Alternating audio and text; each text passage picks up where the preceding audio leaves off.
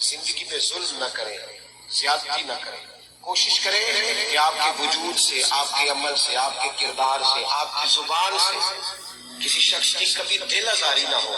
تھوڑی دیر رک جائیں، تھوڑی دیر خیال کر لیں۔ میں بریلی شریف میں اللہ نے مجھے موقع دیا کچھ عرصہ وقت گزارنے کا۔ بریلی شریف میں ایک بزرگ گزرے، ان کا نام تھا صدر العلماء علامہ تحسین رضا صاحب۔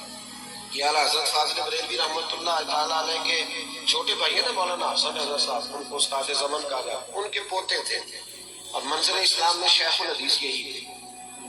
وہاں ایک مسجد تھی، اس کو پرانا شہر کہتے ہیں بریلی کا، کانکر ٹولہ محلے کا نام ہے۔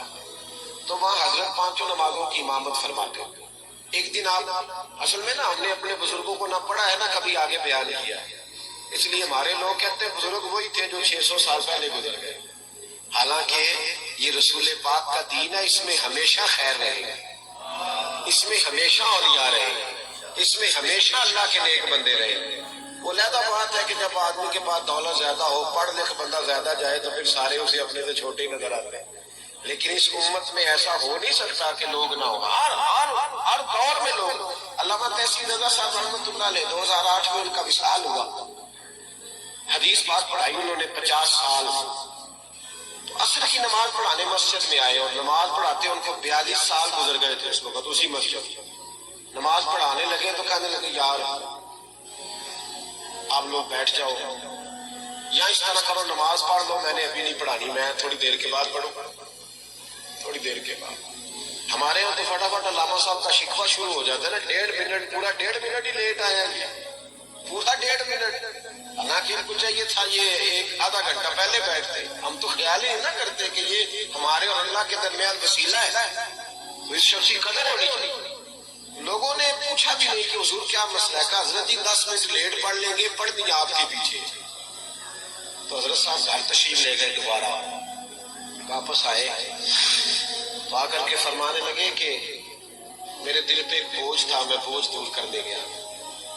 حضور کیا ہوا؟ یہ مولانا حسن رضا کے پوتے ہیں، صدر العلماء مولانا تحسین رضا صاحب، میں نے ان کے علاقے پر پوری کتاب لکھی، الحمدللہ بریلی شریف سے چھپی۔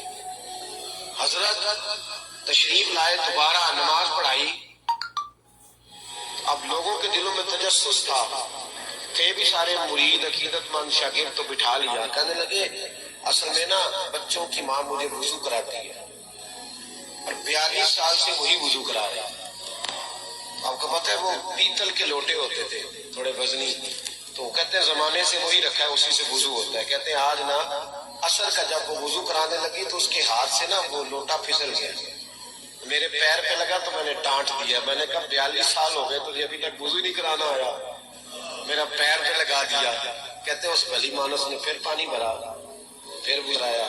میں جب مصلی پہ کھڑا ہونے لگا تو دل میں خیال آیا وہ پابند تو نہیں تجھے وضو کرانے، پابند تو نہیں، اور تو اتنا بڑا شیخ الحدیث ہو کے ابھی تک تجھے یہ نہیں پتا چلا کہ بڑھاپا آ گیا، اس کی پوتی اور پوتے بھی بڑے ہو گئے، پر وہ خامن کی ڈیوٹی سمجھ کے تیری نوکری کرتی ہے، تو اس کا دل توڑ کے سیدھا مصلی پہ بتا اللہ اکبر جب کہے گا تو رب کے سامنے کیا منہ لے کے جائے گا؟ فرماتے میں گھر گیا اور جا کے میں نے بچوں کے بیچ کھڑے ہو کے اس سے کہا ہے چل اللہ کی رضا کے لیے معاف کر دے، معاف کر دے، غلطی ہو گئی، مجھے نہیں کرنا چاہیے تھا۔ کہتے ہیں وہ رو پڑی ہے، کہتی ہے حضور آپ نے فرمایا نہیں، میں نے مصلی پہ چڑھنا ہے، اور پھر میں نے نماز میں مصطفیٰ کو یہ بھی کہنا ہے کہ السلام علیکہ ایھا النبی، تو وہ میرا منہ میرا جو ابھی بیوی پہ ظلم کر کے آیا ہے، تو جب نبی پاک پہ درود پڑے گا بھئی ایسا نہ ہو حضور کہ چل دوڑ جا، پہلے صفائی تو کر کے آ۔ او میرے بھائی، یہ ظلم، یہ زیادتیاں ہماری تیزی سے بڑھتی جا رہی ہیں، لوگ مقہور ہیں۔ میں اس معاشرے میں رہتا ہوں جس میں بیٹا اپنے باپ سے، باپ اپنے بیٹے سے ڈر کے بات کرتا ہے، باپ ڈر کے کہتا ہے پتہ نہیں کہاں سے بولے گا، چھوڑو جی میں نہیں، پتہ نہیں بےزتی کر دیتا ہے، باپ ڈر رہا ہے، جہاں اماں ڈر رہی ہے۔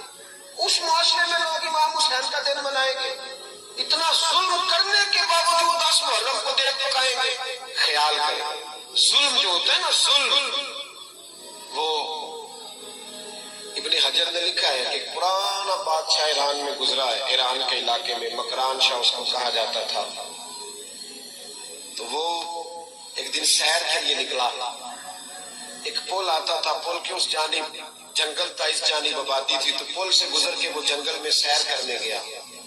وہاں ایک بوڑھی عورت تھی، اس کی گائیں رہتی تھی جنگل کے قریب کچی آبادی میں. تو اماں اس گائے کا دودھ دھو کے گزارا کر لیتی تھی. تو جب وہاں سپاہی گئے تو ماں سے کہنے لگے گائے تیری بڑی اعلیٰ ہے، ہمارا کھانے کو دل کرتا ہے، بیچ دے. اماں کہنے لگی نہیں بیچنی.